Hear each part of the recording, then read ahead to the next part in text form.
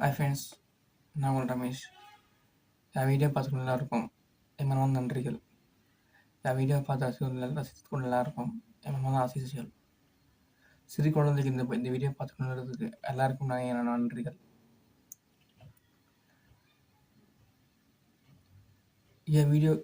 என் சேனலுக்கு இப்போ 100க்கு மேலே சப்ஸ்கிரைப்ஸ் வந்திருக்கு.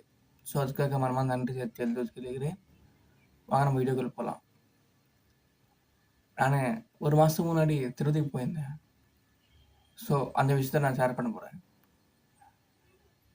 திருப்பதிக்கு போகும்போது நமக்கு என்ன தேவையோ ஸோ அதெல்லாம் எடுத்துக்கணும்.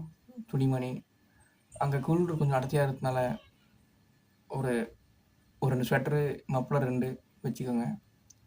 நாங்கள் இங்கேருந்து ஒரு 6:30 மணிக்கு திருப்பதிக்கு போயிட்டோம். நடந்து போகிறதுனால நாங்கள் நடந்து போயிட்டு திருப்பதிக்கு மேலே ஒரு 11:30க்கு அங்கே போய் சேர்ந்துட்டோம். ஸோ அங்கேருந்து அன்னதான கேண்டீனுக்கு ஒரு 12:30 மணிக்கு போயிட்டு சாப்பிட்டோம். சாப்பாடு அருமையாக இருந்துச்சு. திருப்பி அங்கேருந்து நான் அந்த தரிசனத்துக்கு க்யூ லைனுக்கிட்ட போயிட்டு இருந்தோம். அங்கே ஒரு 2 மணிக்கு போயிட்டு ஸோ அந்த க்யூவை பார்த்து அந்த க்யூ எப்பவுமே கொஞ்சமாக தான் இருக்கும். இந்த வாட்டி கொஞ்சம் அதிகமாக இருக்கிற மாதிரி தோணுச்சு. கிட்டத்தட்ட 5 கிலோமீட்டரு தொலைவிலே இருக்குது. ஸோ நாங்கள் இதை பார்த்துட்டு ஒரு 24 மணி நேரத்துக்கு இந்த தரிசனம் தொடங்கும் அப்படின்னு நினச்சோம். சரி, லைனில் நிற்க ஆரம்பித்தோம். ஒரு 2 மணிக்கு நிற்க ஆரம்பித்தோம். ஒரு 5 மணிக்கு ஒரு 2 கிலோமீட்டர் தள்ளி வந்துடுவோம். அதுக்கப்புறமா மைக்கில் என்ன சொல்கிறாங்க, இன்றைக்கி தரிசனம் இல்லை, விஐபி கோட்டா போயிட்டுருக்கு. ஸோ அடுத்த நாள் 6 மணிக்கு தான் தரிசனம் அப்படின்னு சொல்லிட்டாங்க. சரி, என்ன பண்ணுறது, நாங்கள் ரூமும் எடுக்கல. ஸோ அப்போயும் டைம் 7 ஆயிடுச்சு. என்ன பண்ணுறது தெரியல, லைன்லேயே நின்றுட்டு இருந்தோம். அதுக்கப்புறமா ஒரு 2 மணிக்கு ஒரு 2 கிலோமீட்டர் தள்ளி வந்துட்டோம். ஸோ சரியான தூக்கம் கிடையாது, சாப்பாடும் அந்த அளவுக்கு கிடையாது. ஸோ ரொம்ப ரிஸ்க் ஆகிடுச்சு. அதுக்கப்புறமா ஒரு 5 மணிக்கு ஒரு வெயிட்டிங் ஹாலில் விட்டாங்க. அங்கே கொஞ்ச நேரம் ஓய்வு எடுத்துடணும். ஓய்வு எடுத்துகிட்டு திருப்பி 7 மணிக்கு க்யூவில் விட்டாங்க.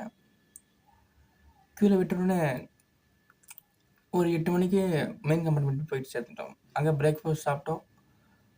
பிரேக்ஃபாஸ்ட் சாப்பிட்டு அப்படியே லஞ்சு முடிச்சிட்டோம். ஸோ அங்கே என்ன சொல்கிறாங்கன்னா, அடுத்த நாள் தரிசனம், அடுத்த நாள் அதே நேரம்னா ஒரு 3 மணிக்கு தான் தரிசனம் அப்படின்னு சொல்லியிருந்தாங்க. ஸோ நாங்கள்லாம் என்ன பண்ணுறதுன்னு தெரியல. வந்து 24 ஹவர்ஸ் மேலே ஆயிடுச்சு. சரி காத்திருந்தோம். அதுக்கப்புறமா 7 மணிக்கு கேட் திறந்து விட்டாங்க. 7 மணிக்கு திறந்து விட்டதும் தரிசனம் முடியும்னு நினச்சோம். ஆனால் 7லேருந்து 11 மணி வரைக்கும் லைனில் தான் நின்றுட்டு இருந்தோம். ஸோ அதுக்கப்புறமா 11:40 தான் தரிசனமே முடிஞ்சது. ஸோ என் வாழ்க்கையில் இந்த டைமிங்கான தரிசனம் இதான் முதல் முறை. கிட்டத்தட்ட 40 மணி நேரம் ஆயிடுச்சு. நிறைய என்ஜாய் பண்ணோம், நல்லா சாமி பார்த்தோம். ஸோ இந்த மாதிரி விஷயம் நீங்கள் ஷேர் பண்ணுங்கள். செலிப்ரேஷன் பண்ணி சந்திக்கிறேன். தேங்க்யூ, பாய்.